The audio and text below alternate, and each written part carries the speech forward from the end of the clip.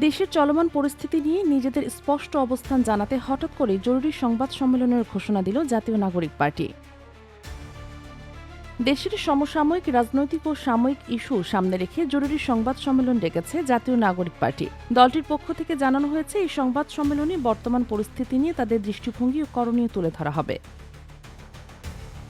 ঘোষণা অনুযায়ী বৃহস্পতিবার দুপুর ২টায় রাজধানীর বাংলা মোটরে অবস্থিত এনসিপির অস্থায়ী কেন্দ্রীয় কার্যালয়ে এই সংবাদ সম্মেলন অনুষ্ঠিত হবে। এর আগে বুধবার দিবাগত রাতের দিকে দলের কেন্দ্রীয় নির্বাচন পরিচালনা কমিটির মিডিয়া সেক্রেটারি ইয়াসির আরাফাত এক বার্তায় বিষয়টি নিশ্চিত করেন। সংবাদ সম্মেলনে দলের আহ্বায়ক নাহিদ ইসলাম এবং দলের মুখপাত্র আসিফ মাহমুদ সজীব ভুঁইয়া সহ কেন্দ্রীয় পর্যায়ের একাধিক নেতা উপস্থিত থাকবেন বলে দলীয় সূত্রে জানা গেছে।